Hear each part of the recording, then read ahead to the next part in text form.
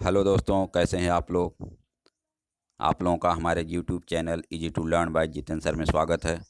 दोस्तों, आज मैं लेके आया हूँ एबीएम के यूनिट 5 को, जो है बिजनेस साइकिल। तो दोस्तों, हम लोग आज बिजनेस साइकिल के ऊपर डिस्कशन करेंगे। तो दोस्तों, चलो देखते हैं इसके इंट्रोडक्शन को। तो इंट्रोडक्शन में है दोस्तों, the term business cycle or economic cycle. जो बिजनेस साइकिल है दोस्तों, इसको हम लोग इकोनॉमिक साइकिल भी कहते हैं।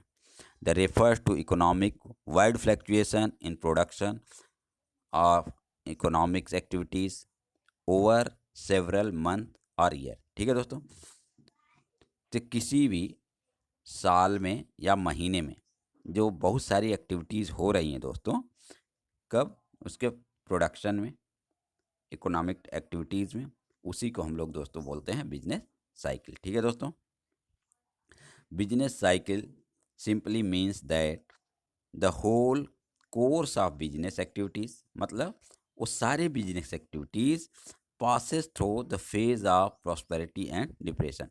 मतलब एक पूरे साइकिल में एक फेज, कई फेज होते हैं दोस्तों, तो सारे फेज को जब कोई एक साइकिल पूरा होना है, तो उसके सारे जब बूम पे थे और जब हमारा बिजनेस डाउन पे था, तो उन सारे एक्टिविटीज़ को मिला के हम बिजनेस साइकिल कहते हैं दोस्तों।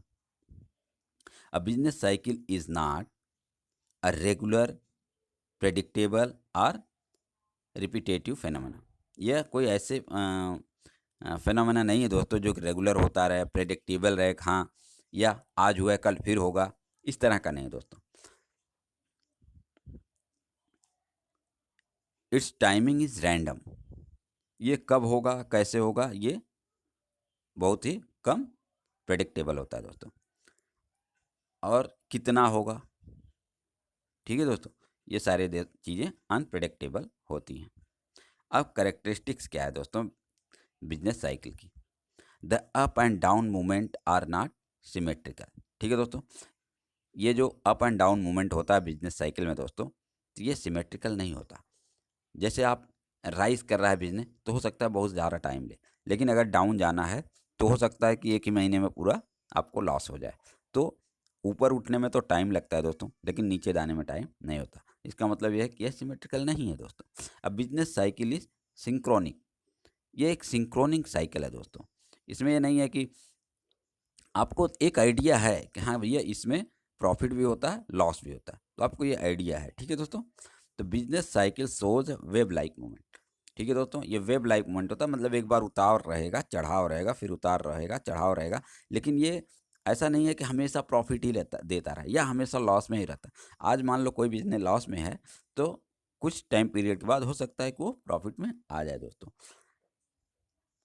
फ्लैक cyclical fluctuations are recurring in nature. ठीक है दोस्तों, जो साइक्लिकल फ्लैक्चुएशन है दोस्तों, वो रेकरिंग इन नेचर होता है। मतलब आज जैसे बूम में है, प्रॉफिट में है, कल लॉस में जाएगा, तो ऐसा नहीं है कि हमेशा लॉस में ही रहेगा, वो फिर से प्रॉफिट में आ सकता है। ठीक है दोस्तों, कि ये जो है रेकरिंग इन, आज जो है कल फिर आ सकता है, परसों फिर आ सकता है। ठीक है दोस्तों, तो रेकरिंग इन नेचर होता है। There can be no indefinite or eternal boom period. वही बोल रहे हैं दोस्तों, इसका कोई यह डिसाइड नहीं रहता कि हमेशा बूम पीरियड रहेगा या डिप्रेशन रहेगा या रिसेशन रहेगा, ऐसा नहीं है। Business cycle are in their effect. ठीक है दोस्तों, आगे देखते हैं। Phase of a business cycle.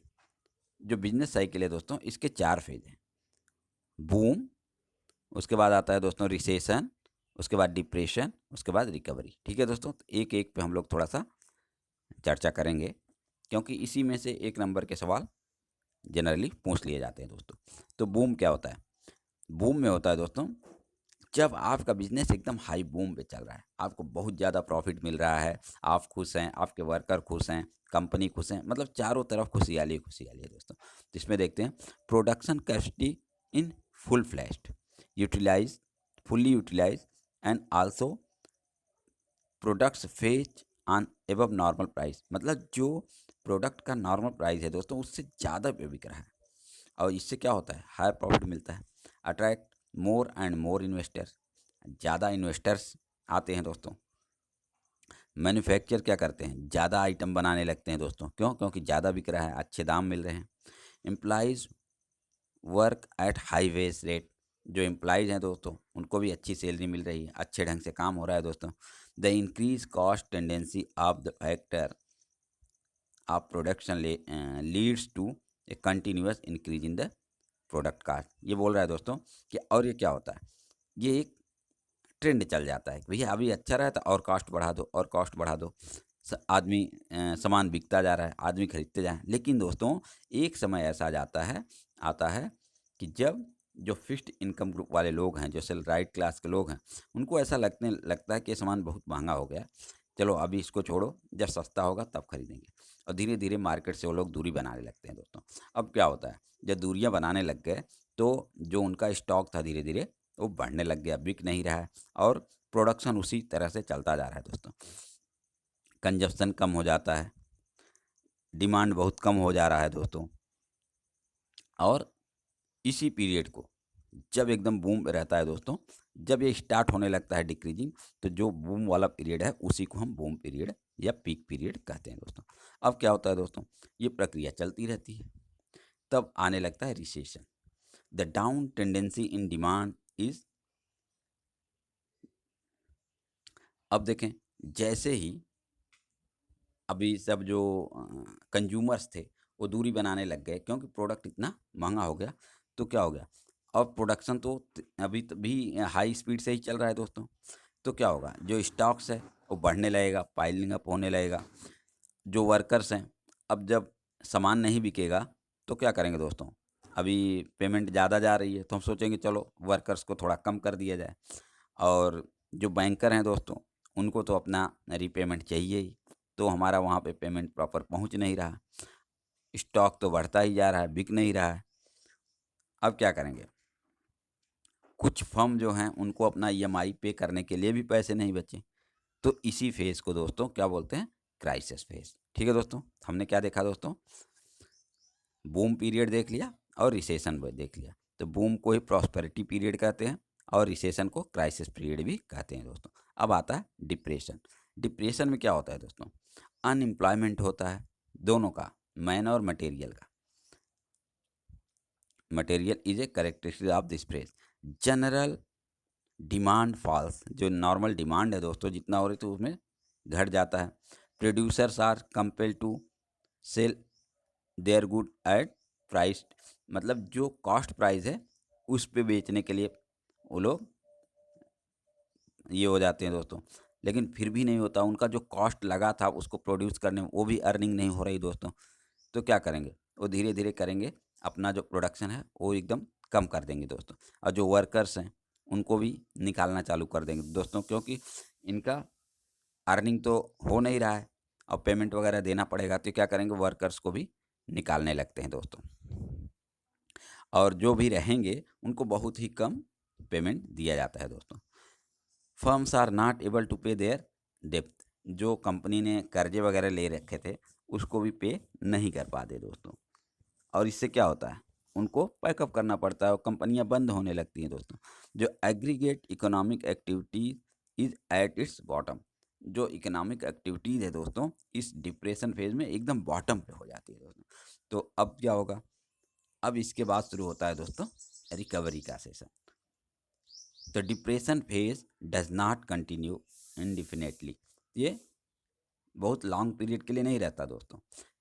Depression contains itself the जम ऑफ रिकवरी। ठीक है दोस्तों, तो जो डिप्रेशन है उसके अंदर ही रिकवरी के टूल्स शुरू हो जाते हैं दोस्तों। The ideal workers now come forward to work at low cost, जो वर्कर्स जिनके पास कुछ काम नहीं था ऐसे बैठते हैं, वो सोचेंगे भाई चलो थोड़ा ही पैसा मिले लेकिन कंटिन्यूस मिलता तो रहे, तो कम पैसे पे काम करने के लिए राजी हो जाते हैं दोस्तों। Consumers start consuming as goods price is very low. अब जब प्रोडक्ट का प्राइस बहुत कम हो जाता है दोस्तों, तो जो जिन लोगों ने छोड़ दिया था यूज़ करना या डिले कर दिया था, टॉल दिया था कि बाद में हम लोग इसको यूज़ करेंगे, वो स्टार्ट कर देते हैं दोस्तों। अभी धीरे धीरे डिमांड बढ़ने लगती है दोस्तों। जब धीरे धीरे डिमांड बढ़ने लगेगी दोस्तों, तो ये बैंक हैं जो दोस्तों ये भी बहुत ही कम इंटरेस्ट रेट पे लोन देना चालू कर देते हैं दोस्तों। अब सारी जो इकोनॉमिक एक्टिविटी है धीरे धीरे फिर से स्टार्ट होना शुरू हो जाती है दोस्तों। और फिर क्या होता है दोस्तों, अब डिमांड जैसे ही बढ़ेगा तो प्रोडक्शन भी चालू होने लगता है दोस्तों। अब धीरे धीरे फिर से वही बूम पीरियड आने लगता है दोस्तों, और इसी को रिकवरी पीरियड कहते हैं दोस्तों। तो थैंक यू दोस्तों, हमने अभी डिस्कस किया बिजनेस साइकिल के ऊपर। इससे 1 या 2 नंबर के क्वेश्चन हमेशा पूछे जाते हैं दोस्तों, और ख़ास कर ये जो चारों फेज़ हैं, इन चारों फेज़ों से क्वेश्चन बनते हैं दोस्तों। तो थैंक यू दोस्तों, पढ़ते रहिए और आगे के वीडियो के लिए थोड़ा सा इंतज़ार कीजिए। थैंक यू दोस्तों।